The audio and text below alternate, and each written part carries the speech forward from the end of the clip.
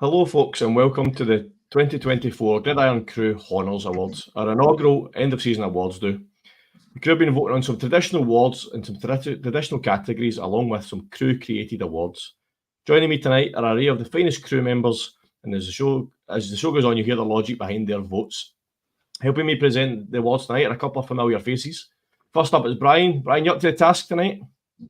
I'm always up to the task. Delighted to be joining us this most prestigious of events, Dan. Delighted to be here on this most glorious of Friday evenings. And Keith, we've got some great awards up for grabs tonight. You looking forward to it? Very much so. It's been a fantastic year so far, and it's about time that we actually dished out some awards of our own. Yeah.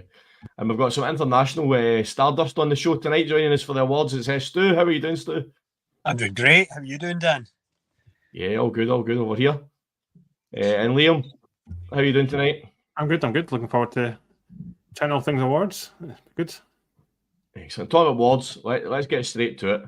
So we get our first award. We're going to kick off tonight with the Comeback Player of the Year. So over to Brian for this one.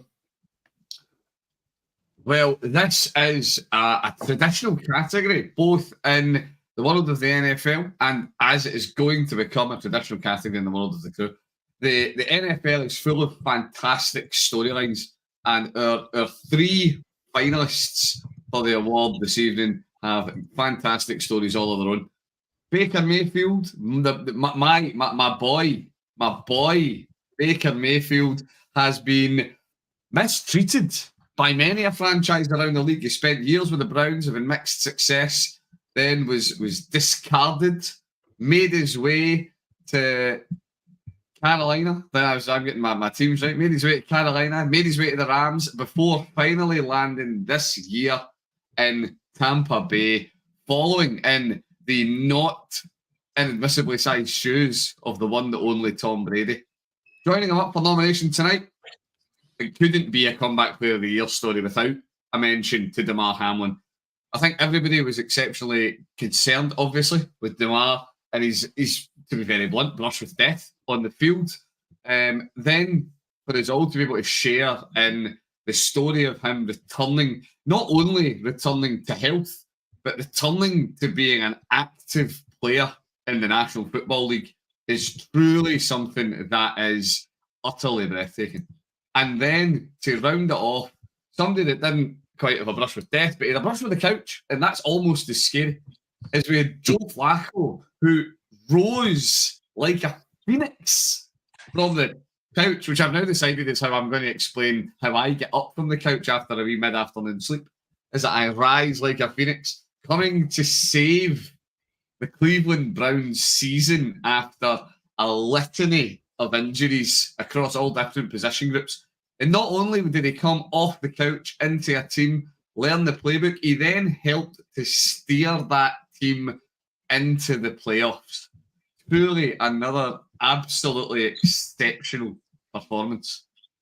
Now, as with all things, there can, unfortunately, only be one winner of every award. This is what I'm going to feel bad. It's like the review crew earlier in the week when I really wish we had a soundboard so I could play a drum roll. The inaugural winner of not only the Gridiron Crew's first Hauners Award, but the first Gridiron Crew Comeback Player of the Year, coming in with a registered 60. This is where I checked back to find exactly what the decimal was that Dan sent me. 63.6% of the vote. The one, the only, your friend and mine is here not only to provide you with touchdown passes, but to provide you with comprehensive insurance for all of your needs. It was, of course, Baker Mayfield, ladies and gentlemen. Yeah, I think there was only ever going to be one winner on that award, to be fair. Brian was a bit conflicted about who to vote for. That was interesting. I will say the story behind Damar Hamlin is obviously, in terms of like magnitude of coming back from something, is obviously the biggest. However, it does need to be said that while Damar did return to active duty this year, he didn't feature heavily, which is something we hope that he will turn round in future years in his career. But yeah, it had to be between Baker and Mr. Flacco, I think, for the honours. And even I was torn on that. I couldn't shy away from my boy in the end. So Stu, who did you vote for on this one? I was one of the Damar Hamlin voters on that one. I think just like Brian, he kind of summed it up very well there. That whole the storyline. I mean, I watched it as it unfolded live because obviously the Bengals were involved in that game. Yeah. And you know, it was pretty shocking. And for me, just like the fact that he was able to come back literally from death, kind of thing, and play again. I know he did heavily, like, and I do totally appreciate the way people have voted. But for me, yeah, I had to pick Damar Hamlin. And Liam, what about yourself? Yeah, I have voted Hamlin as well. Somehow Baker won apparently, but yeah, I definitely voted Hamlin. But yeah, Twice. Yeah, I mean, obviously the Hamlin story, as Brian says, is something pretty inspirational. From a football point of view, I think the Baker story is pretty unique as well. So I can see why people voted for both of them. Cheers for that. So let's move swiftly on. Let's get a second award on the logo. So the next award basically is the What the Fuck Moment of the Year award. So Keith's going to host this. They're going to present this one, but basically this is moments throughout the season you've looked at the screen and went, "What the fuck just happened there?" or "What the fuck was that?" So Keith, take us through this one. Oh, I misread that. I thought I was going it for like a Pete Carroll style. I thought it was a "What the frick" moment. Is how I've been going for. Keep it PG. Keep it PG. Dan, we should say just before we get into it, the Crew Hauners Award is we are looking back at over the year. And would you go through the list of awards that we have for tonight? So Yes, that we can give everybody a wee taste of what we're going to go through. Yeah, so obviously we've had the comeback of the year award. We've just done that. Next one we just introduced there. Then I'm going to go for our fantasy bust of the year. So the player who we all hoped was going to lead us to fantasy glory and then fell flat in his face. We then got the Crew's missile of the year, one of Keith's favourite parts of the Crew's, that pass of the year, that catch of the year. We've then got a very a Tadger of the year award. We'll explain that in a bit more detail when we get to it for those that are non-Scottish watching and listening. We've then got the 3 traditional awards to round us off. We've got the Coach of the Year, the Rookie of the Year, and then we'll finish off with the Gridiron Crew MVP. So exciting awards ahead. So Keith, let's go back to yourself, Keith. Yeah, fantastic. So the WTF award for this year, our nominations were Kadarius Toney when he was lined up in the neutral zone, Dre Greenlaw versus the Eagles security, the Lions ineligible downfield player versus the Cowboys, and the Las Vegas Raiders 63, LA Chargers 21. That's our 4 really what the hell happened there moments that the script writers for the NFL were just on one that day whenever they came up with these ones. Stu, there's been some absolute incredible moments over the year. What's been some of your favourites so far of those 4?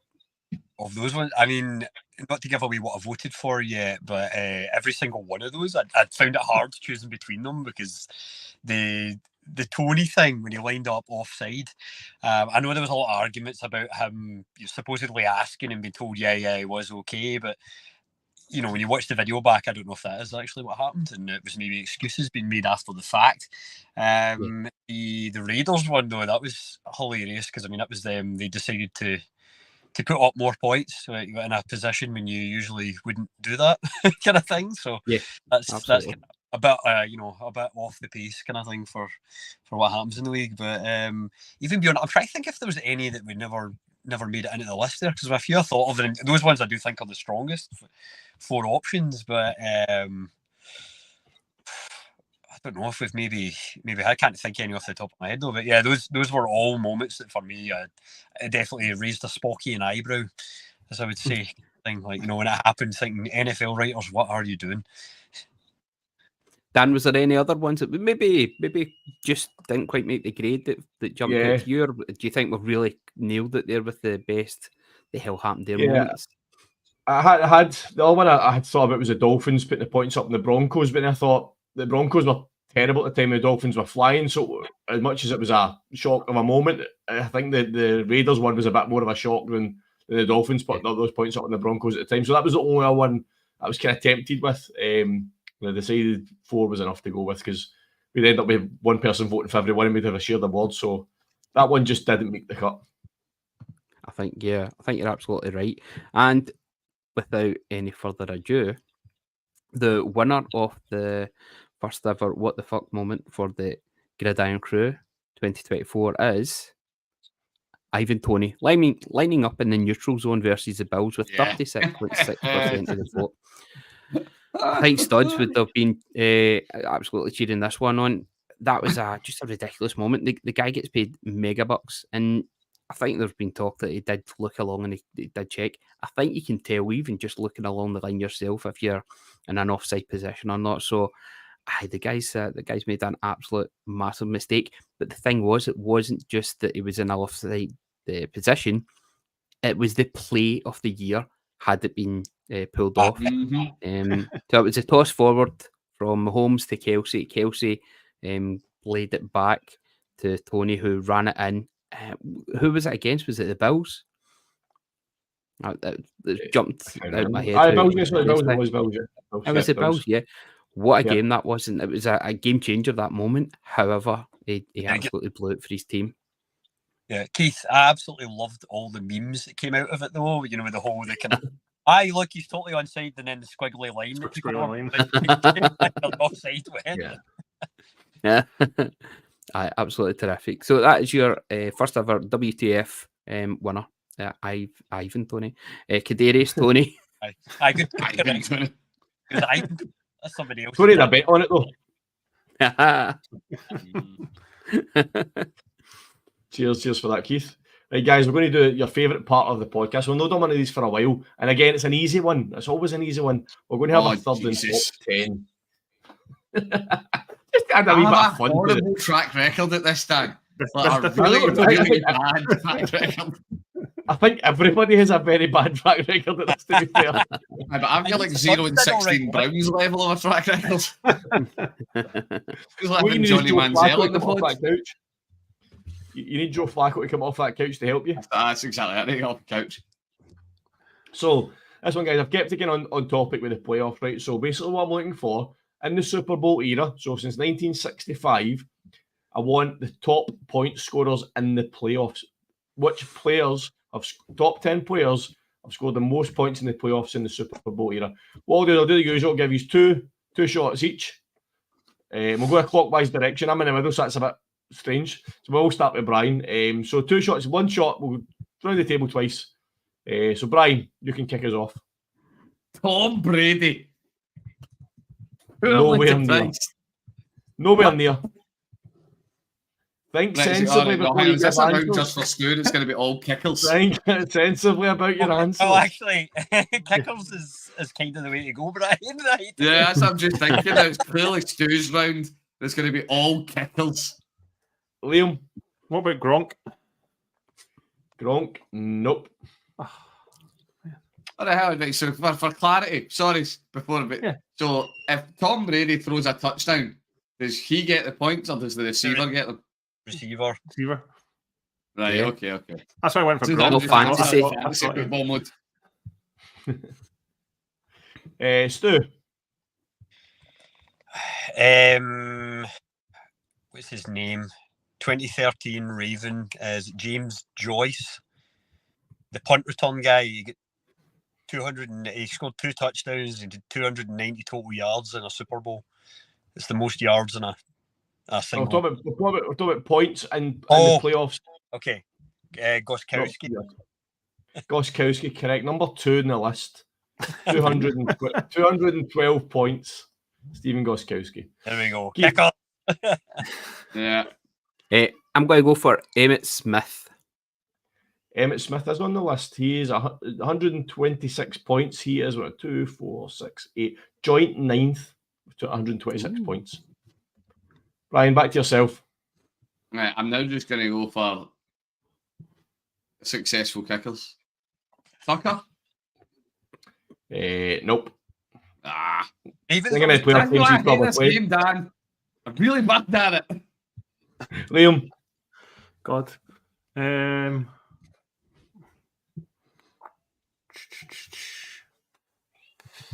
Is Hill in there? I was going to go Newer. No. Nah. See, Stu, you're the only one that's kind of thinking about this one here. Rice. Go with Jerry Rice. Jerry Rice is in there, yes. 2, 4, 6, 732 points. I've just thought of one that might well be in there on the back of that. Sorry, I'll give you another go. He's been that bad, I'll give you another go. Keith.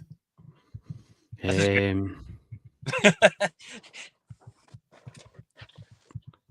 I'm trying to think who's the. Got to go for. Was it Mason Crosby? Was the kicker for the Packers? Yes, Mason Crosby, number 4 on the list, 163 points. Yes. Right, Brian, you're in your third life. Right, this is right. I don't actually think this is going to be right, but I'm basing it off Stu's answer just because it made me think of something. I love this. Chelsea. Do you know what? Yes. Yes. Yeah. Number 10. He gets in at number 10. Or, in fact, number 9, actually. Just 1, 2, 3. Oh, I get 4, excited. 5, I go, I'm right. Training in a third and top 10. 3 joint 8s, and then he's ninth in the list, 114 points. Liam. God. Trying to think of anyone. Montana? No, quarterbacks don't get that many points. I know, I'm struggling. That's when I went wrong first time round. I know, I just got him. Yeah. Right, Stu, going for the hat trick. Okay, I'm going to go for not a kicker just to try and make this harder for myself. Randy Moss. No. No. Keith, final guess, Keith. Oh, the win. I'm going. Is it Huashka? Stephen Huashka, the kicker for the. You know what? He's close, but he's not in the top 10. He is about 12th or 13th. Stephen Hauschka, yep. He's there, but he's not in the top 10. So you were close. Worth a try. He was 6 points away from being in the top 10. Well, that's only Go Hey, for guys, you're going to kick yourselves when I get through this. All right. So number 10, Matt Stover, 106 points. They obviously got Travis Kelce at 9th. And in joint 8th was Robbie Gould, Emmett Smith, and Thurman Thomas on 126. Then we had Jerry Rice on 132. So there's 2 active players on this. Kelsey's obviously one of them. Butt kicker, 145 points. Butker was the other guy I went with Moss instead of, just to change it up. I was between him and Tucker, to be fair. And then 5th, we have Gary Anderson. Long-standing kicker in the league. Obviously, then we had Mason Crosby. Number 3 is David Akers with 175 points. Number 2, we had Stephen Gostkowski with 212. Anybody want to take a guess at number 1? Shout a name out. Yeah, go for it, tell us. Can't believe you've not got this. Adam Vinatieri. Oh, of course. God, painful when you think about it, man. 238 points. Told you, it's always easy. It's always an easy one. It's after the answers have been read. Or when you've got the answers like me. Aye. I thought that no bad. It's a good effort. Some good guesses. I mean, some of the players you guessed would make sense, but it just happens to be that kickers pick up the most points. So, shout for Keith. I like that one. Excellent. Right, guys, let's get back to the awards. So next we're going to move on to, we mentioned it earlier, the Fantasy Bust of the Year. So Brian, take it away for this one. Well, I feel that I'm exceptionally poorly chosen to present this award because as the reigning Crew Fantasy Champion, I have no business discussing busts of any other than the bust that will be made of me to commemorate my crushing victory. All right, all who stood before me. I would like to thank the Academy. Right, sorry, that's not that kind of words, is it? Right, okay, so we are talking about those players that you drafted onto your fantasy team with high hopes and they let you down badly. Now, for this, I think it's important to be clear, these aren't players who you took a flyer on in the last round of your fantasy draft and they never panned out. Those are freebies. They're allowed to be hopeless. We are talking about players that had big fantasy draft capital and they still let you down. So the 4 nominees that we had, going into this, we had Tony Pollard, Cooper Kupp, Austin Eckler, and the one, the only Bijan. Now, gentlemen, were any of you blessed enough to feature any of these fine, perhaps more than one of these fine specimens on your fantasy rosters this year? Did anybody have a home for any of these guys? I had Austin Eckler, so that's all right. Got an Austin Eckler owner. Keith, what about yourself? I had both Pollard and Bijan Robinson, and Now, I'm pretty sure I traded Pollard late on in the season. I think it was just at the right time to get rid of him as well. I got DK, but he didn't do enough for me. well, I this had is Cooper where Cup. it's very interesting, because if you turned around at the start of the year and said that you were sat with a fantasy roster that featured both Bijan and Pollard, most would have thought course. you were in a fantastic position. However, the tail of the tape told us all a very different story. Tony Pollard finished his year in Crew Fantasyland. Your scoring may vary, but he finished as 17 points played. Where did he come? What was his overall rank? 14, RB 14 overall for somebody that you were drafting in the first, if not the second round, hoping he would have that big upside. Mr. Bijan, just for Keith, he was a proud owner of both. Finished his year. He cracked the top 10, to be fair. Finished his RB9, but still not the return for somebody that was drafted as aggressively as he was. Cooper Cup, now, Cup obviously had his injury concerns going into the year. We all knew it. It discounted his value slightly, but he still finished. Does anybody want to take a guess? What rank in the Gridiron Crew scoring, which is 0.5 PPR in a couple of tweaks? What number wide receiver do you think the mighty Cooper Cup finished as? 38. 38 from Stu. Any advances? I was going to go 40, to be fair. 40 from Liam. Anybody else? I'm going for Dan, what do you 54. think? Bottom, because he was in my team and done absolutely nothing for me. He finished as Liam. I'm going to get your screen check to make sure you're not cheating, sir, by the way, because he finished as wide receiver 40 Wow. on the year. Or somebody that, okay, you were getting him at a bit of a discount in the draft because, he was hurt coming into it, but still, wide receiver 40. And Austin Eckler, a fantasy dead set, a dynamo, the receiving and rushing upside on one of, or what was supposed to be, one of the league's most dynamic offenses. Came in as, and again, you weren't getting this man outside the second round in most leagues. Came in as running back 26 on the year. Wow. No. I mean, That's that a was a letdown. He was going Guys, number Liam got it 3 spot on. Liam got it spot on. Everybody has to take a drink. Hey, Cheers. Cheers. I think in a lot of drafts, Austin Eckler was going number 3. Yep. Like, he was going number You 3 weren't pick. there. and I certainly three. heard at some places he was falling to the end of the wide receiver heavy leagues. He was falling a wee bit, but high draft capital. So these champions of football and fantasy are costing you the earth and returning nothing for your investment. So, who did the crew judge to be the biggest bust of them all? Now, this was actually very hotly contested. This wasn't as lopsided as some of the other ones went.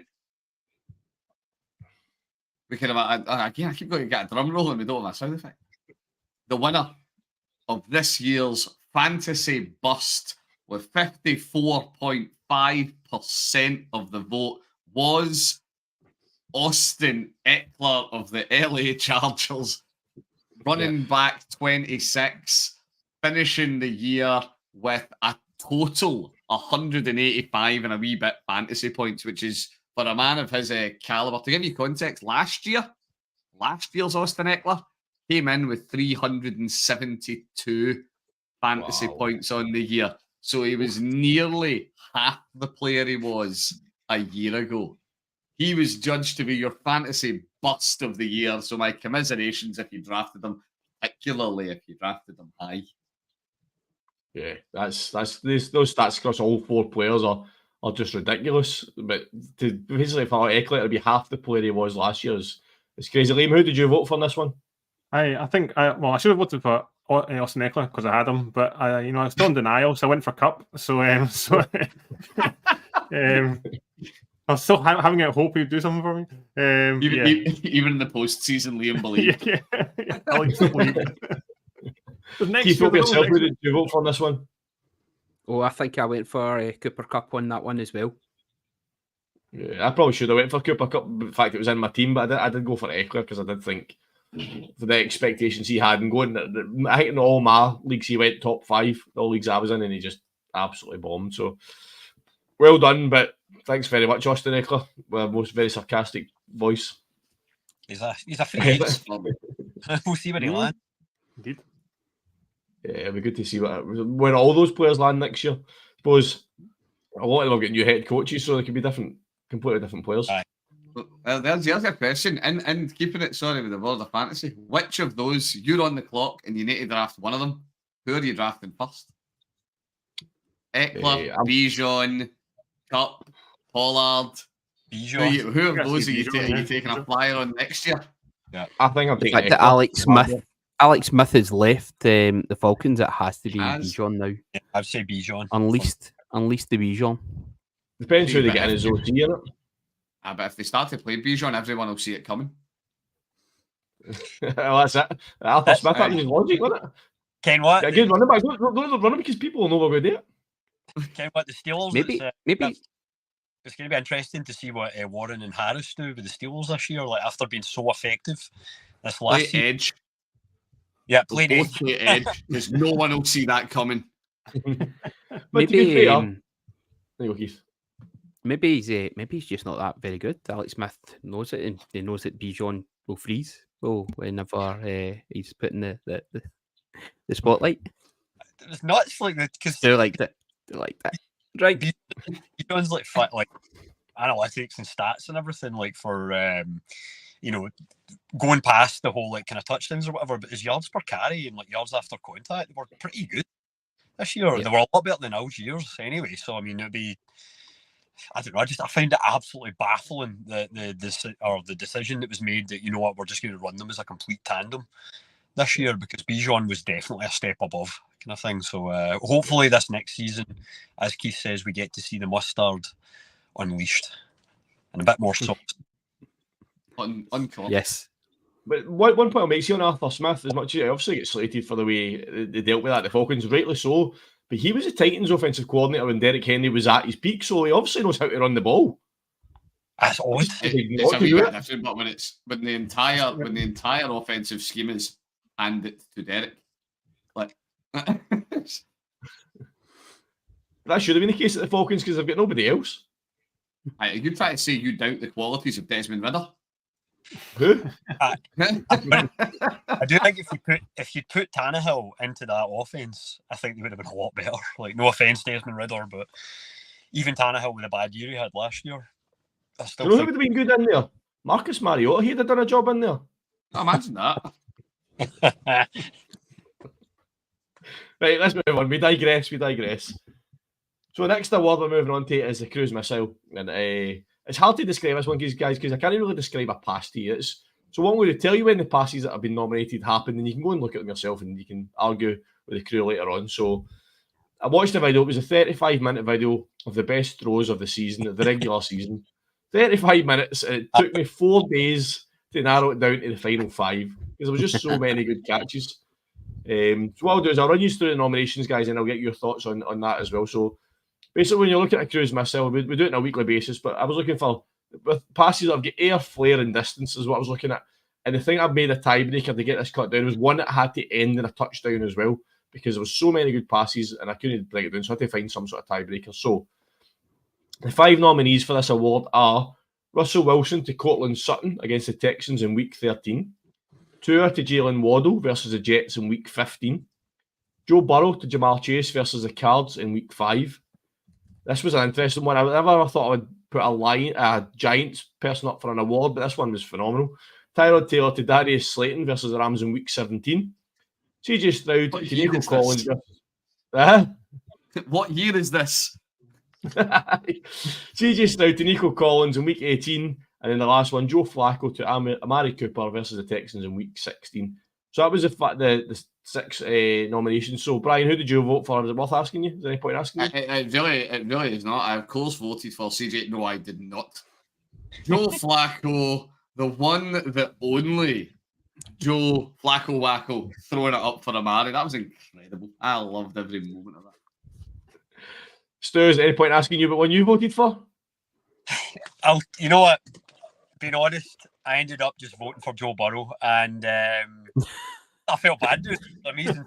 But I also watched that 35-minute video. I watched all of it, and I got to the end of it, and I was kind of like, you know what? I can't choose any of these. I'm glad Dan's the one that's down.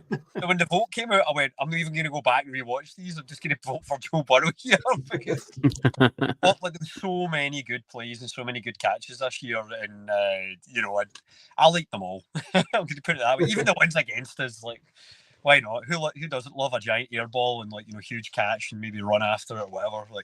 It was all good. Yeah, Liam, what about yourself? What was your favourite of those? I think I was torn between Stroud's and was it Sutton's one? I think.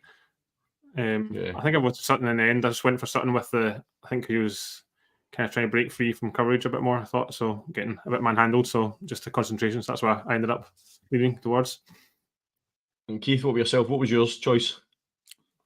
It was the quarterback of the season for me. It was CJ Stroud with a bomb to Nico Collins, who had just been absolutely terrific, and the synergy between those two players was wonderful, and just absolutely loved it. I loved it. The confidence of the young guy coming out this year, the confidence that had been given through his team, and just really, really putting it out there on the plate, and for everyone to see that maybe he shouldn't have went as lower as 2 in the draft pick. I thought it was terrific. What a throw, what a catch. Yeah, it was. I mean, as I watched, as Stu said, watching through that video, I mean, there was another CJ Stroud one in there. I was so tempted to put it into Tank Dell. It kind of throws a corner post, and it's an absolute crack. And I'm like, I can't have 2 CJ Stroud post passes in this voting. But there was so many. I mean, I even had to take it a homer pick. The very first pass on the video was Dak Prescott getting battered about and thrown to CD Lamb, and I thought, it's good, but it's just not as good as some of the other ones. So I managed to take a homer pick out. So many good passes, like you said, guys. It was just really hard to choose. So the winner with 54.5% of the vote. This one was quite tight. Some of them got closer than others. Of course, it's one play. It's 75 yards. CJ Stroud to Nico Collins gets the cruise missile of the year. A very deserved winner, I believe. Yep, that's excellent. One thing I will say though, Keith, I know you're saying he was quarterback of the year for you, but you didn't happen to watch the Pro Bowl skills competition. No, I did. No, I did. TJ Stroud made you see who won? He got schooled. No, he didn't. He got baked. There you go. There's your real quarterback of the year, Baker Mayfield. Don't give Brian any more ammunition than he's already got. Yeah, guys, it was a phenomenal. When you watched it, you knew they'd had that play lined up all week. As soon as the first play of the game, they had the ball and they just tore the Colts right through the middle. It was a great play, great throwing, a great call by the Bobby Slowick. They put that in. Right, guys, we've now got a very special segment of the show, so it's over to Keith for this one. So this is the point where we'll just do a wee review of what's actually happened this year for the crew. This has been a massive year. This is only our second full season, our first full season, our second season covering the NFL. What started off, as I keep saying, is just a bunch of guys that had got together through Zoom chats during COVID and through the fantasy leagues. We got together for a draft weekend, and the idea had come to me to put this together, and I'm just so delighted and thankful for all you guys for putting the effort in and keeping it going. And thanks very much to the listeners and viewers who are just making it worthwhile. It's terrific. But we're getting bigger and better, and I think it's important that we take this wee chance to look how much we've actually grown in the podcasting this year. So since August, when we first really started looking to the 2023 season, we have had 47 episodes. we started off with the previews of the divisional round, all the different teams there and how we thought their season was going to go. Tell you something, not one of us thought that Tampa Bay Buccaneers were going to do as well as they did this year. I'm pretty sure the Bengals were not going to finish in 4th position in their league either. It'll be interesting to have a wee listen back over them. So, yeah, great discussion. We got lots and lots of special guests on for those podcasts, and the crew just started to evolve from there. We get a couple of new faces. Dan and Gav joined us. We've got our usual 10 crew members that take part in here. We've got the 4 guys on you see just now. Brian, Stu, Liam, but we've also got Pat, Studs, Kev. Who else am I missing here? Mentioned Gav as well. Everybody's been fantastic. And Craig, yes, Smudger, how could I miss it? He's quite small. Smudger is very small. So it's been wonderful. I've been absolutely delighted with how we're doing, and I'm just so enthusiastic about how we're going to go from here. So since August, 47 episodes that we've recorded. We're going to hit 50 by the time the Super Bowl comes, and I think that'll be pretty special because we're doing our live show from Committee Rooms number 9 on the day of the Super Bowl. Really looking forward to that. Great chance to get together with the crew and watch some ball as well. We've had some incredible special guests on the podcast, and that's part of the thing that's really made it feel worthwhile, was just how welcoming the British community is around American football. We've had guys like Dan from the New Orleans Saints podcast, Procrastinatus, Graham Hendel Henderson, who we had on the other week there, the Kilted Texan. We had Eric from the 49ers Faithful, Guy Fletch, Panthers fan, George from George on Sports, who I believe is in Vegas just now, absolutely living it up. But to come on here and talk about their teams, it's been absolutely fantastic. He's a Titans fan. Ian, one of the coaches from the UK Pirates, and we've had a chance to actually go and meet some of the UK Pirates with their training days. They've been so welcoming and enthusiastic, and we'll be getting more of them on. They're quite a lot of the crew here. That's our local team, so they'll be one of the local teams that will be going and supporting and hopefully shining a spotlight on in the year to come. Ross, our Tampa Bay fan, who joined us, and hopefully hear a lot more of him next season. We'd Stu, the Celtic Cardinal. We had Paul Stewart. I am P. Stu, from the UK Cowboys fans podcast. Guy's fantastic. One of my friends from another podcast I used to do, the 90 Minutes Cynic, Ian Duggan. He's a big 49ers fan. He was on at the start of the season, was terrific. And Keg, the Panthers Magpie, has been on.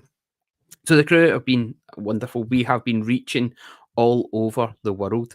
Guys, we've covered the UK, the North America, United States, Canada. We've even been as far as India, Russia, comrades listen over there, Mexico, Taiwan, Japan, Germany, Belgium, and Ireland and Brazil. It's amazing how far the crew is stretching. And as I said, next year we're just going to get bigger and better. And that's all down to the hard work for these guys and for you guys for listening and sharing and letting us know how much you're enjoying it. Which leads us on to our next award. And our next award is our Big Hon. It's to who's been maybe instrumental, went out their way the most to help promote and help the crew, because we are still finding our way in this podcasting world. And there was only one person. We had a wee talk about it, like who it would go to. There really is only one person that could go to, and she has been an absolute saint in helping us through one of the hardest times in her life, it has to be said. Unfortunately, she can't be on the podcast to accept her award. We were going to surprise her. She's actually at Cirque du Soleil this evening. Hopefully, she'll be knocked up and having some mushrooms like Michael Bublé, by the sounds of it. It's Claire de Beer. Claire de Beer has been an amazing friend to the crew. She has been so supportive. She helped put on a special one of her prize raffles for us, and I couldn't thank her enough. She's just an absolute star of a person, just so giving with her time. I've not actually had the pleasure of meeting her in person, but from everybody that we hear about that has. She's just such a wonderful representative of the UK American football scene and just a great ambassador. So thank you very much to Claire the Bear. Yeah. Well deserved award. Just to echo what Keith says, like she's been so instrumental in helping us, and even just a wee bit of promoting, a wee bit of helping us, and then also doing the giveaway and stuff like that as well. I mean, when we've got a chat and I sent it to the guys, like I think we should have this big Hauners award. Something that's helped us, something that's kind of helped us grow. And I threw out a couple of names, just a bit of a joke. But Keith came back and said, "No, it's got to be Claire." And there was no debate. As soon as Keith came back and said Claire, we're like, "Yeah, of course it's got to be Claire." We're not even going to put any other names into the hat. It was. She's been brilliant for us this year, and I'm sure we'll work with her going forward again. So we can send her a wee surprise video of this to her award. I hope she's enjoying sucking this late tonight, but she's missing out on her award by going to do something like that. How dare she? I just want to echo something Keith said there as well. For all the other guys in the crew, that me as a host, me, Keith, and Brian, I'm sure that you guys will don't mind me saying this, like the effort that you guys put in makes such a support for us on a week-to-week basis that you make our jobs as hosts very easy. The input and the support you give us is massively appreciated, and I just want to kind of echo what Keith said and thank you guys all for that as well. And thanks again to all our special guests as Keith bringing them off field. Keith, before we get any angry people on, I just want a couple of corrections. Sorry, we've got Sound Guy Fletcher's a Lions fan and George is a Colts fan. We don't want to upset the guests. We want them to come back on. Don't worry, I'll get that edited. But by edited, he means he's going to make these guys change their teams. So the podcast is excellent, Keith. And yeah, as you said, Keith, some amazing stats in terms of what the content we've produced this year, and it's only going to grow bigger and bigger and bigger. And it's a very, very exciting time to be part of the crew. So thanks to you, Keith, for starting all this up. Kind of giving us a guidance throughout the year, kind of keep us on the straight and narrow when we try and go down different routes. And you're like, no, down that way. It's taking too long. We've got no storage space left. Shut up. So thanks to you, Keith, for everything you do for us as the crew. I'm actually typing in the private chat just now. Moving on. Well, it's the start of the month. We're all right as far as our storage space. Right, on to the next award. Let's see what we've got next. So I mentioned this one earlier on. So guys, if you look up the Urban Dictionary, you'll see two definitions for the word tadger. I'm not going to read them out to you, but when you hear the nominees for this award, you can make your mind up of which definition applies to who. All right. So basically what we've done is players this year that you feel like you're a bit of an idiot. I mean, you're just like, what are you doing? Shut up. Don't do that. Just somebody that's annoyed people all season or throughout the season. So there's 4 nominees for this award. First up is Aaron Rodgers. I don't think I need to explain why he's up for this award. I think everybody knows exactly why Aaron Rodgers is a bit of a tadger sometimes. Next one, Jair Alexander. Now, he likes to run his mouth, probably not justifiably. I'll let you come in this in a wee second, Liam. But going out for that coin toss and then almost giving the wrong instruction. He shouldn't even have been there in the first place. And then goes out for the coin toss and almost makes a mess of the decision as well. So that was another one. So Kareem Jackson was another one. I thought we're in 2 really bad unnecessary roughness penalties and really targeting players and injuring them. Ended up getting himself suspended for a ridiculous amount of time, but it was proper dirty play, and that's definitely tadger behaviour in my mind. And the last one was maybe a bit of a surprise for people, and it's Jackson Mahomes. I mean, what's he about? Just because his brother's Pat Mahomes doesn't justify him being the tadger that he is. He seems to like the limelight more than his brother does, and that's why he's in this category for this award. So Liam, I'll come to you first. Should Jair Alexander be in this category? Most definitely. I think that was a crazy moment of Green Bay this season. But you know what? I just enjoyed this season. I didn't have to worry about Rodgers. Going in Pat McAfee. I didn't have to worry about that all season. It was great. It's so peaceful. Brian, who did you vote for in this one? Oh, Aaron Rodgers. What an absolute weapon.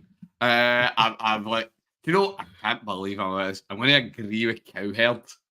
I'm going to actually agree with... This is like the second time in a week I'm going to agree with Colin Cowherd.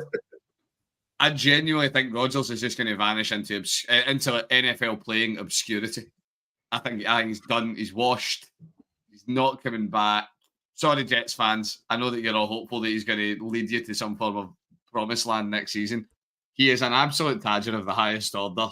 He'll away in his darkness retreat with his chosen wide receivers in Nathaniel Hackett.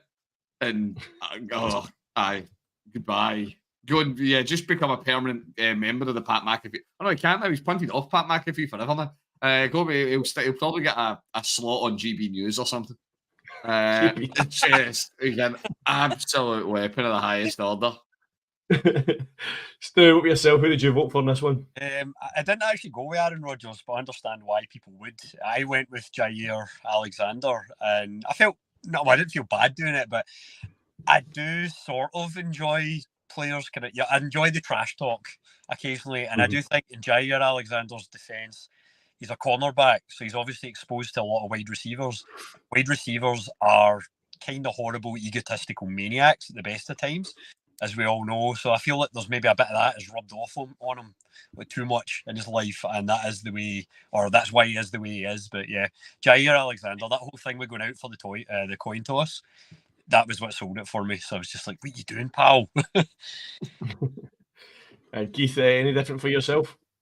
No, I'm the same. We're going for a clean sweep then. Might even tell you who's actually won this one. Jair Alexander for me. Just the audacity, the goal to go out for the coin toss. I didn't see it as being such a big thing at the time, but when you recognise who the captains are and got to know your place, guy was maybe just a wee bit too hyped up for the game, but I think that was it was dangerous. It was putting his team in jeopardy, and for that, I think he was the Tadger of the year. I actually voted for Kareem Jackson, so we're not getting a clean sweep here.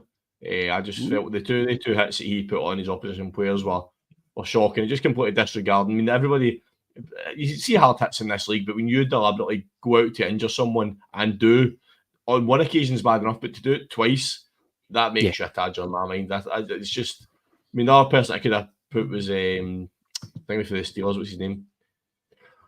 Casey, he was the one I thought about putting in, and I thought, but I just went with Kareem Jackson. So, but can only be one winner. And Keith, to be fair, you were right. The winner of this award with 54.5% of vote is Jair Alexander, which is probably no surprise to anybody that's listening, because the inaugural Gridiron Crew Tadger of the Year is Jair Alexander. I'm sure that's not an award he will want to defend next season. Do we clap that one, or like I don't know how you respond to that one? Get the finger up on him. Get the finger up on him. Is that what they do? We send a bit of deal or something. Is that happening? We're sending like t-shirts with Tadger of the Year.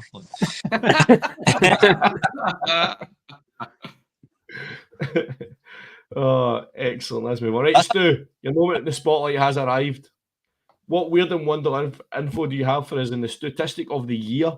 This is something that I actually feel like this is going to be really weak, because I've been thinking about it for the last like 4 or 5 days, and I was trying to find something like ridiculously profound or like ties in with the Super Bowl, or I was looking for I was kind of hoping that maybe this year was like the highest scoring points year in history, and it's not. So that's 2020 years. But I was going like, well, how am I going to tie this in? And then instead, I've ended up going with something that I think is kind of weak, but it's at least Super Bowl related. So the quarterback, in Super Bowl history, there's a bunch of quarterbacks that are tied with for most touchdowns scored in the Super Bowl game itself. There's a bunch of quarterbacks tied with 4 touchdowns thrown each, like passes completed in a Super Bowl, like one individual game. And there's 2 guys that have surpassed that. It's only 2 guys in history. One of them is the great Joe Montana, who scored 5. But I was wondering, do you guys know who the only person to throw 6 touchdown passes in a final is, and also which Super Bowl do you think it was? It's not Joe Montana. It is in the 90s. I'm going to take a guess at Steve Young. Any other guesses? Terry Bradshaw. That would be my guess. Shit.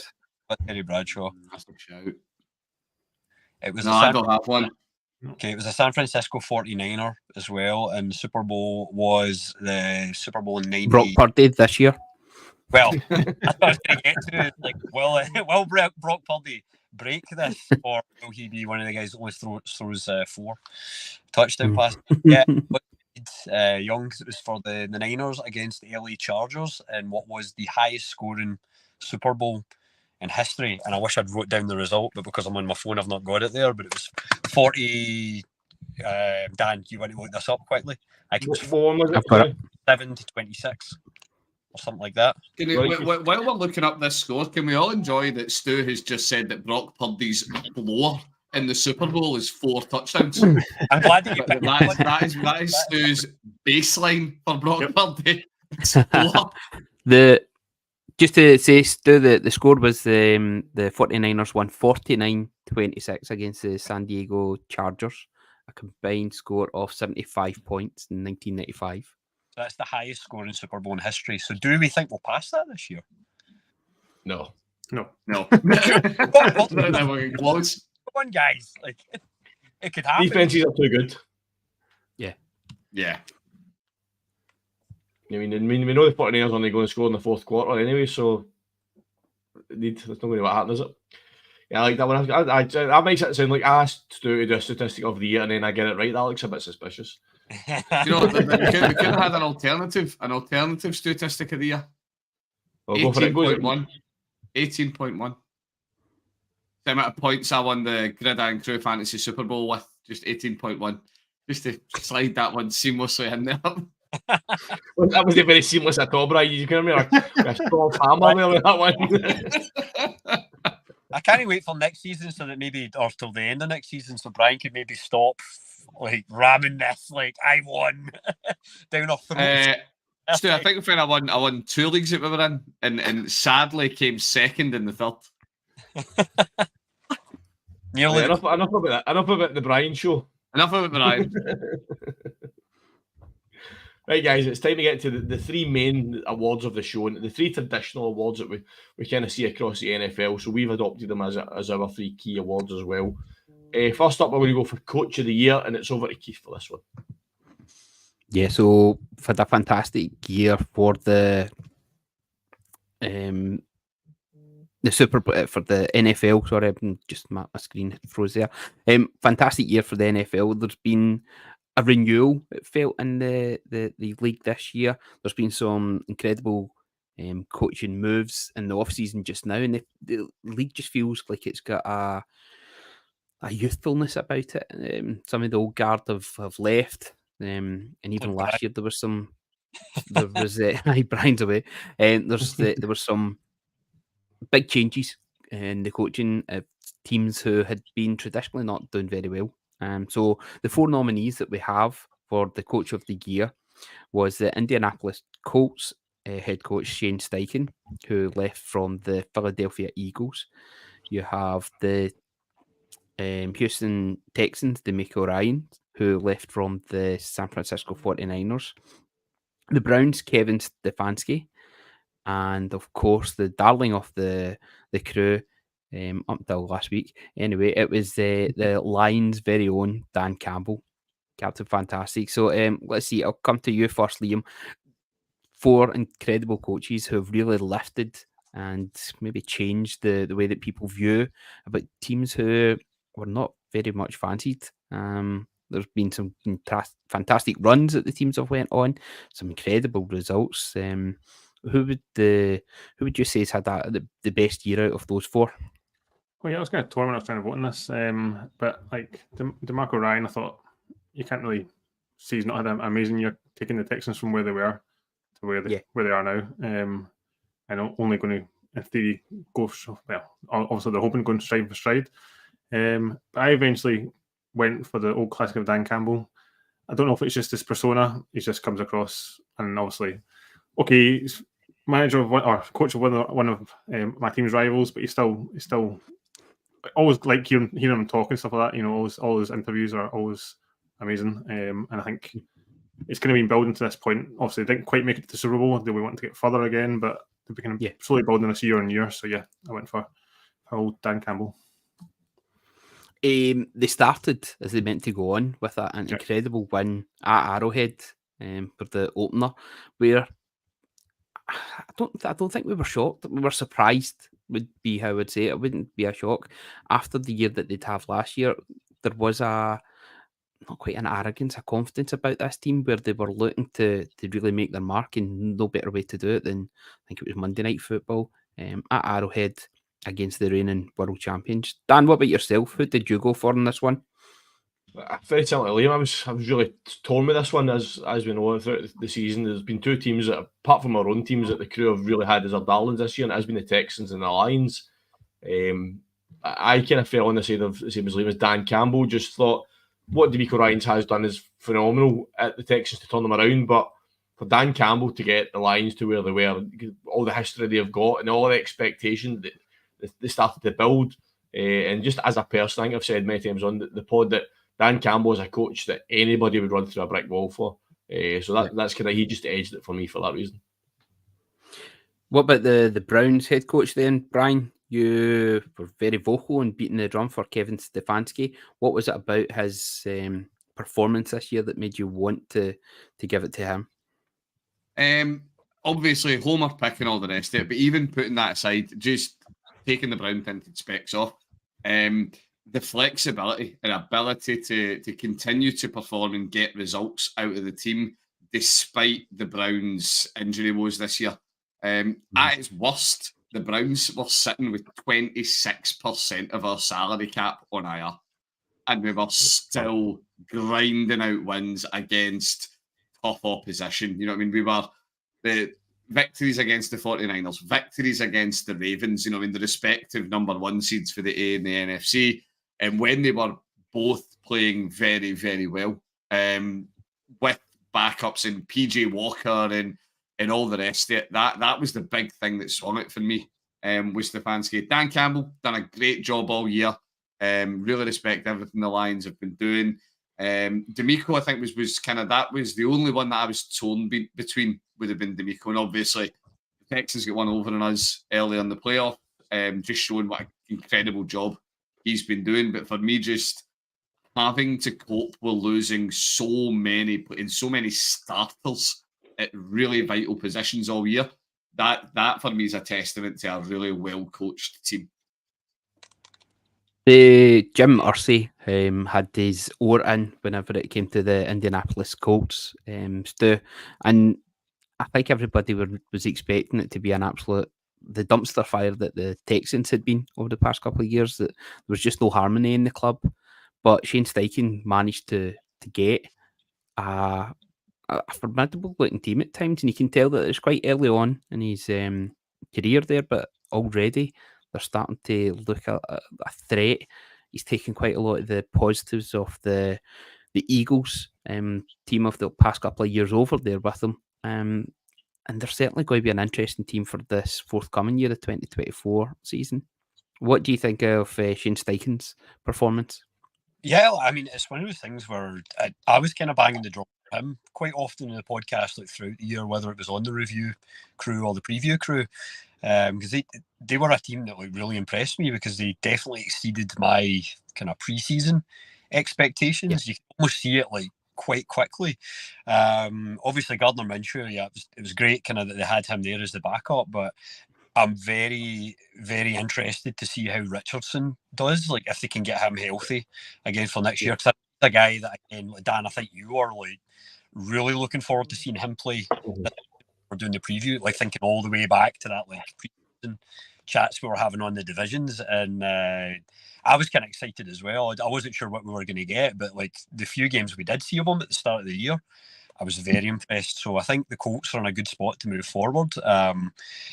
I never voted for Steichen at the end of the day when we get into this, but yeah, earlier in the year, it's one of those things where I think if they had made the playoffs, I might have done it. But that division was a lot more interesting than I thought it was going to be, you know, once you get down the wire, because I think we all had it pegged as the Jaguars are going to probably walk it kind of thing, and in the end it didn't really happen for them. So then the Texans and the Colts were right there.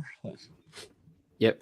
Well, without further ado, the coach of the year for the Gridiron Crew 2023 season is D'Amico Ryans. A fantastic achievement for him, a fantastic season for his team, and just to change the culture in the way that he did. He's taken so much from the San Francisco 49ers juggernaut that we're seeing there with Shanahan, and he's inserted it in to get so much positivity and turn that franchise around so quickly. I think it's clear to see why DeMeco Ryans has been our choice. So congratulations to him. Yeah, well deserved winner. Yeah, It's well done. what you say, Keith. Texans were absolutely unbelievable. The Texans became the darlings of the crew this year and rightly deserved the award. 100%. Even though I didn't vote for him, I can completely endorse that as the winner because he was excellent for them. Right, guys, I'm going to get a wee bit of throwback. I remember when I first joined the crew, kind of just started off season last year. One of the first things I remember doing was the pods we done round about the draft. And I remember we all done our top 10 picks and we kind of seen how we got when the draft came. So that was one of my first kind of real involvement with the crew in terms of after a couple of guest appearances. So thinking back to the draft, all those players that got drafted at the draft, there was some absolutely amazing talent came out of that draft. So on that vein, we're going to throw it across to Brian for the rookie of the year. Yep.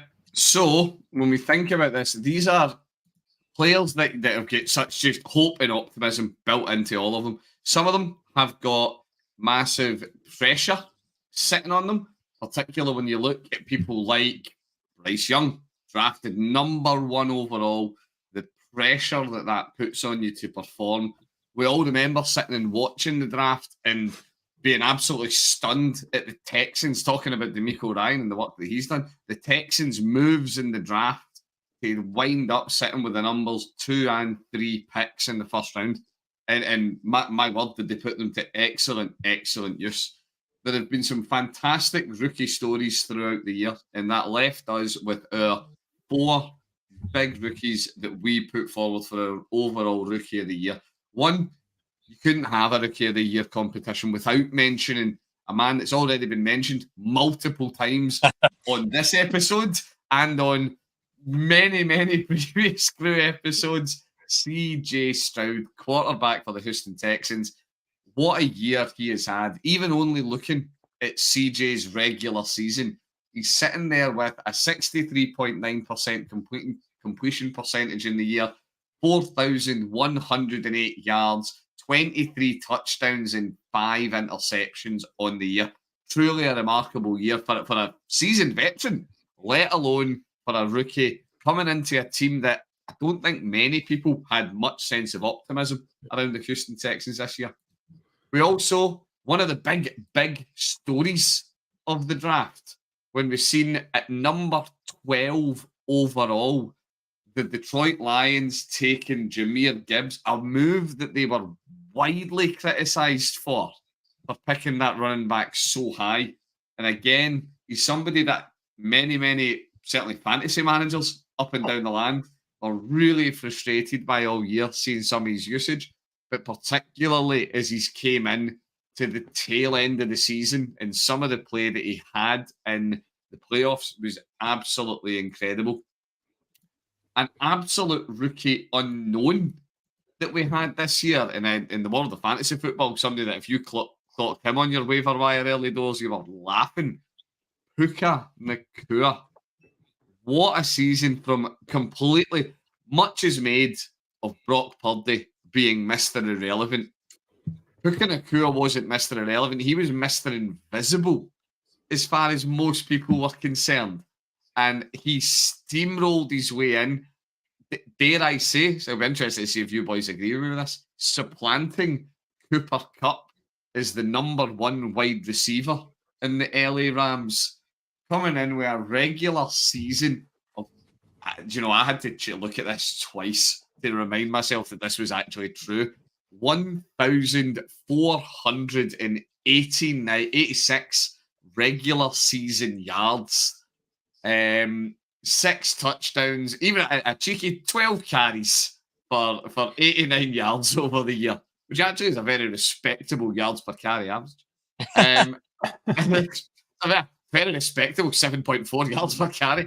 And then rounding off, and this is one for me specifically, I was stunned at this, is we've got yet another Lion coming in. And the reason that this stuns me is because this is a position that rookies don't do well. This is a position where you wait till year 3 before you expect anything. It could only be Sam Laporta, tight end, barring quarterback, one of the most complex offensive positions to play. So many different responsibilities, and he stepped in such a huge way. Guys, what are your thoughts? So of these 4 guys, you know what? We're going to put a wee pin in Mr. Stroud. Quarterback's a wee bit of a different position. So we've got 1 quarterback, we've got 3 skill position players. Of these, who's impressed you guys the most? How did we land on this when we were thinking about our votes? Liam, whether or not you voted for Stroud, if I took Stroud off the table and said if you were thinking about Laporta, you were thinking about Nakua or Gibbs, who of those guys has impressed you the most this year? I suppose, first of all, they've all been impressive, haven't they? But I think I'm torn between Laporta and Nakua. I suppose all the question is, what would happen if Nakua, if Cup was fit at the start of the season, would he have got the opportunity to shine through? But I suppose talent always comes through in the end, as they always say. So, but yeah, I think I kind of lean towards Laporta, just as you say, to play the tight end position, to do all the blocking as well, and everything else that's involved in that position. I think he's so young, got so many years ahead of him. It's quite, and as you say, you don't expect that straight off the back. So but last year's draft, there's been a few tight ends kind of shown out, kind of even some horror picks with Musgrave and Kraft as well. There've been some good tight ends this year compared to, I suppose, years gone by. You know, and I know old world of fantasy might be better to have a tight end draft. You never know. Yeah. Mm-hmm. Stu, what about yourself? For those 3 guys, who's the one for you? Are you in what team would you land on for your most impressive non-quarterback rookie?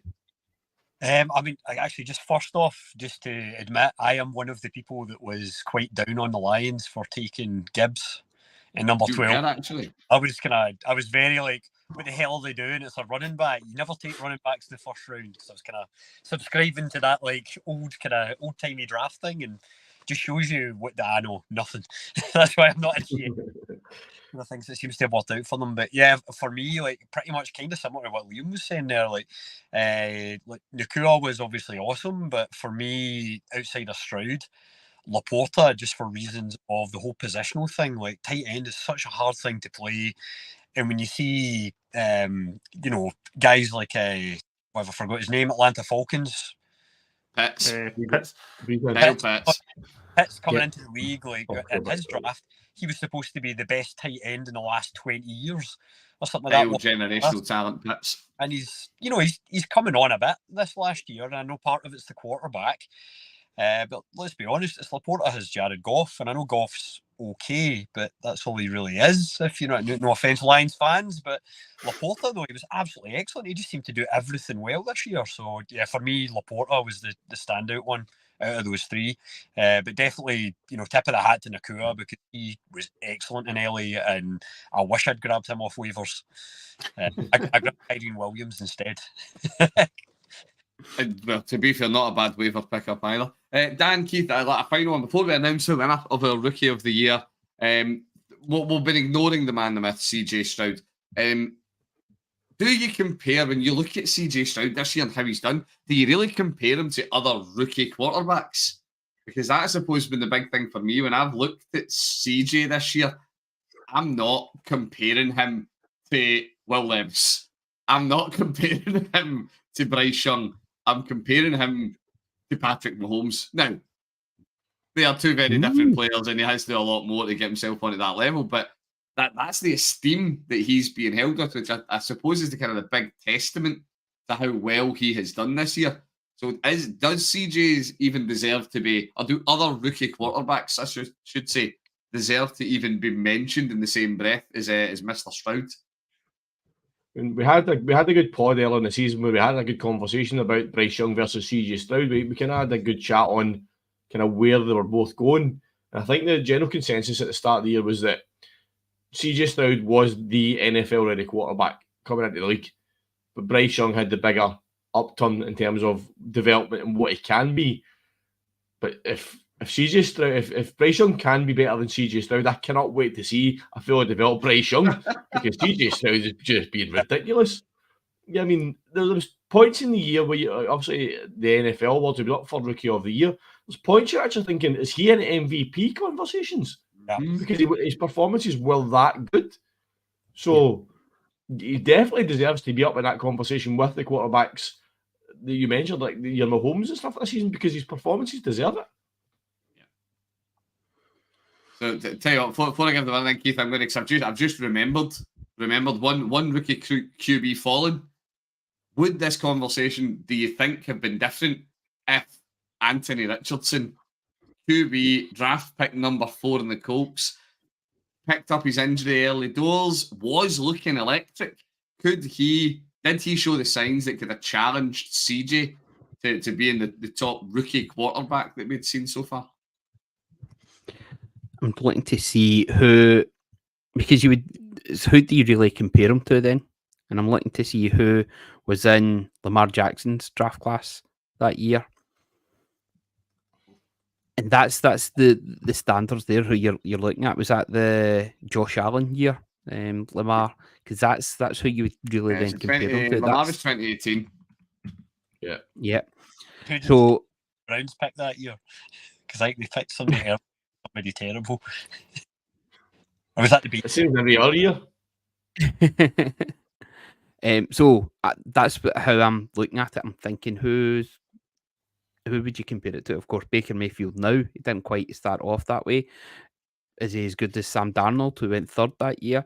But the two players that you would compare, CJ Stroud and what's his name? Anderson? No. Bryce Young. Or Richardson. Right. Richardson, Anthony sorry. Richardson.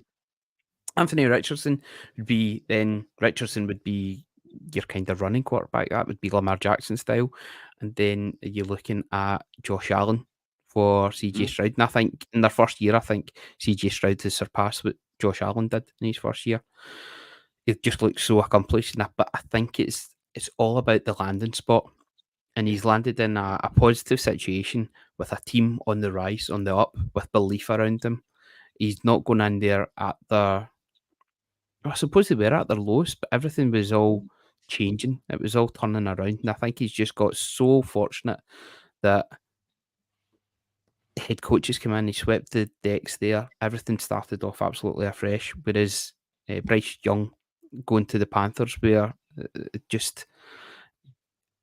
they had new depths to find, and nobody really was expecting that from him. I think we expected more from Bryce Young. Anthony Richardson, he just looked as if he was trying to do too much, trying to impress, trying to make everybody realise that he is such a talent, and they realise that the guy's an athlete. But I think he was just trying to take Indianapolis on his own shoulders, the whole area, the whole city, and get it on his shoulders and run with it. And he's injured himself. I hope that he learns a little bit and that he realises that he can take that slide. He doesn't have to run, get it away. Because the guy's a talent with his arm as well as with his legs. And I'm looking forward to seeing next year how the two of them compete.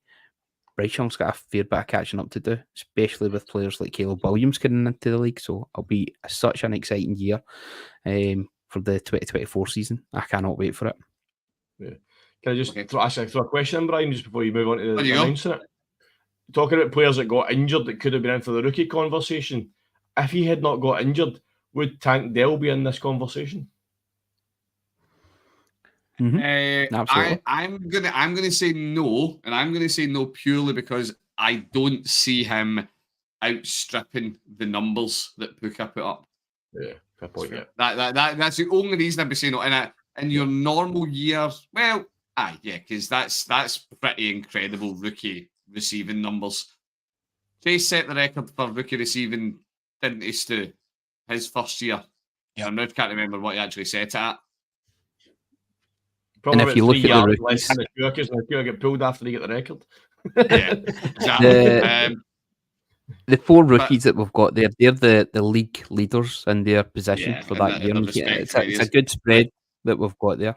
Okay, without further ado, as we've dialed over them plenty, the Gridiron Crew Rookie of the Year, inaugural champion, goes to, there could really only be one winner, as he came in with 63.6% of the vote. He is the darling of the NFL. He's the darling of the crew. He is C.J. Stroud, quarterback, Houston Texans. Gold clap. Yeah, It's a year like his, when you elevate somebody to your talking, as Dan so rightly said, when you're at moments you're not talking about his rookie of the year, you're talking, is this guy the MVP of the league? Tells you all you need to know about the quality that he's put up on there. Yeah, unbelievable. Four amazing rookies. And there were some other rookies that came into the league this year that just missed the cuts. People like Will Anderson, Jalen Carter, people like that have had phenomenal rookie seasons as well. Meaning it's to see the amount of rookies this year that have come into the league and stepped right up straight away. It just shows a testament of what level the college players are now getting to. That they're basically NFL ready as soon as they walk out of college. And I'm really looking forward to the quarterback class this year. One player I'm really looking forward to is, I've just completely forgot his name. Why have I just done this? Come back to me. The Washington wide receiver. Oh no, what's his name? Roma Dunze. Sorry, complete mind blank there. I cannot wait to see him in the NFL. Watching Washington play last year, he is going to be a phenomenal rookie wide receiver. So it's all exciting, guys. We've only one award left. It's the big one.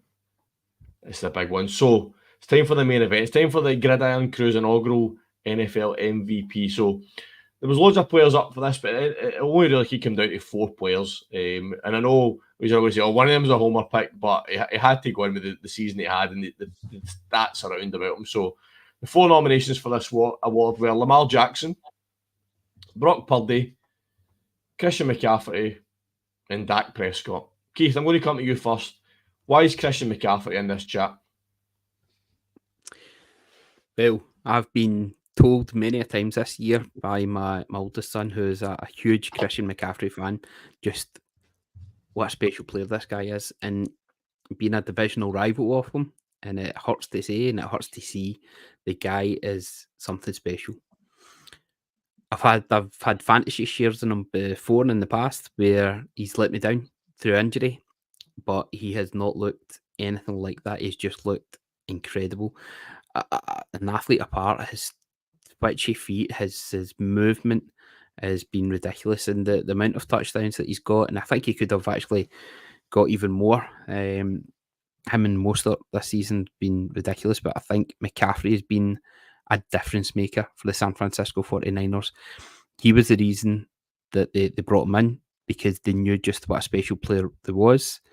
They put a big outlay out on him, but I think it's going to pay off this year for them. And a terrific player, amazing to watch, and it hurts to see that we're going to be up against them for the next couple of years. Although I'm sure Mike McDonald's going to have a few things up his sleeve to hopefully counteract them.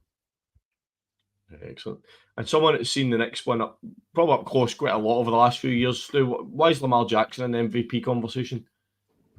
He's a guy that can do it all. He's an absolute utility knife quarterback. As much as, for years he was kind of getting pegged as a rushing quarterback only, and he did it last season as well. He's shown that he can do things with his arm as well, and maybe those accuracy fears of the past, unless he's thrown in triple coverage, likely, and in the conference final. But yeah, I think the accuracy fears went to the ground, and the fact that they've built that offense for him, finally started bringing in weapons like Flowers. It's like he's got guys that he knows he can throw the ball to, or outside of Hollywood Brown and Andrews, because even when Andrews went down, he was still doing it this year. So yeah, Lamar, he's just dynamic kind of thing. I don't know what else you can say about him. He's as much as I hate the Ravens, he is a pleasure to watch kind of thing. And when he gets going, it's pretty electric. Yeah. I mean, Stu, you put some stats up today about the quarterback ratings over the last year, and Dak Prescott came out number 1 over the last 2 seasons. Brian, what's your thoughts on Dak then? I'm going to stay out of this one and stay in your stool. I'll let you take over the chat about Dak. Sorry, I was channeling my inner Dak. He's listen, the comedy aside, as we have all enjoyed the memes surrounding Dak this year. He's had a great year. Particularly you look at his regular season, he puts up 4,500 yards. He's knocking something like 10 or something passes off a 70% completion rate, which is utterly obscene to be that accurate when you're chucking the ball nearly 600 times. He's just had a very, very good year. The connection that he's fostered with Lamb over the course of the year has been excellent. Says a very proud CD Lamb owner in many fantasy leagues. This is where, when we've watched the Cowboys come out and roast teams, the Cowboys, as Dan, I'm sure you can attest to more than most of us, have been a really frustrating watch for the fans and for lots of people this year, because they come out and they show you what they can do some weeks, and they absolutely destroy teams. I mean, we've seen it week 1 against the Giants, when you come out and you put up, it's the Giants and we can talk about caliber of opposition and all the rest of it, but it's still 14-0 is outrageous. We've seen it again against the... this is what I'm now trying to remember the other match. So he managed to put up 40 points or more 1, 2, 3, 4, 5 times over the year, and there's 2 games in there that are 38 and 39 points. So he's leading one of, or what has been in place, he's one of the most electric offenses in the league. He's in the conversation because he deserves to be, is the blunt part of it. He's just put up excellent numbers with excellent throws all year. And he's provided amazing memes. I'll get that money across to you for that script later on, Brian. Thanks for that. And Liam, Brock Purdy, everybody talks about Christian McCaffrey, and Brock Purdy's Mr. Irrelevant, but he's really made himself relevant over the last couple of years. What's your thoughts on him? Well, definitely. I think that was what was coming into this season. Everyone's like, can he? Obviously, he had the surprise out of nowhere last season, and doing what he did was amazing. And could he sustain it? And he's just, his stats are unbelievable. He's gone from stride to stride. I think he's got the top QBR rating in the league for the regular season. And I know everyone's going on about how he's just a game manager, which, I get, but credit's where it's due. I think he's been phenomenal. Okay, it helps he got the talent around, but he's still got to execute. He's still got to make those throws, got to make those plays. So yeah, I think he's been definitely up there, and rightly should be in the mix for definitely the MVP of the season sort of thing. So yeah, can only be really impressed with what he's done. I mean, any player that rubs Cam Newton up the wrong way is a good one in my books. He's absolutely Cam Newton went right in, and he's just doubling down every single time on him. The boy can win a Super Bowl single-handedly, and Cam Newton still will not give him any credit. Yeah, I mean, four players that have had absolutely phenomenal seasons. There's loads of players across the league that have had phenomenal seasons, but those 4 by far are probably up there, and that's why they're in our final 4. So let's get to it, guys. 54.5% of the vote. Oof. The first ever Gridiron Crew MVP is, of course, it's Christian McCaffrey. Who else was it ever going to be? What a season the boy has had. Fair play to him. He's done everything. He's broke records. He's been phenomenal. He's a well worthy winner of our first ever MVP award. And I've got no sour grapes that Dak Prescott actually got no votes.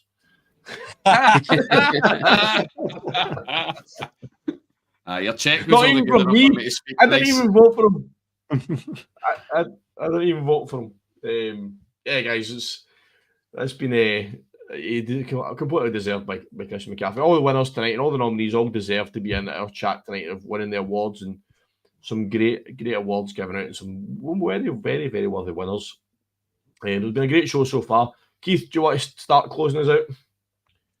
Yes, just to reiterate what a fantastic player McCaffrey's been. Did you know that since joining the 49ers, he's had 650 touches, 2,631 rushing yards, 1,161 receiving yards, and 38 total touchdowns. That's absolutely ridiculous. So he's more than be paid what the 49ers put out for him. But let's see if we can do it in the biggest stage a week on Sunday. Thank you very much to Dan for putting all this together, guys. Big round of applause. Right. This has been terrific. We have been looking forward to doing this for a while. This is our first chance to really look back and take stock, because the season's just so frantic and quick, and there's always another game, there's always another story to tell, and it's been hard trying to get it all together. So Dan, a terrific effort putting it all together. I want to thank everybody for taking part, for voting. Next year, though, we will be opening it up to you, the viewers and the listeners, because we want to hear what you have to say. We want your nominations, and we want to see your votes and your reasons why. So we'll certainly be looking forward to doing that next year. Dan, finishes off then. Yeah, thanks for myself. Thanks to all the crew members for you guys have made tonight possible. I've kind of gave you a lot of kind of work to do over a short piece of time in terms of getting nominees in and getting voting done. So massive appreciation from me to you guys for helping me get this on the road and getting it done tonight. Everybody that's watching, listening throughout the whole year, your support is massively appreciated. Whether you're listening, watching, or just support for the sidelines, giving us some big ups or anything like that. Whatever way you support us, because it's like Brock Purdy, it's irrelevant, because you're all appreciated the exact same. These guys have been the crew. I've been Dan. You guys have been amazing for tuning in. And we'll see you next week for the Crew's Super Bowl week. Thanks very much.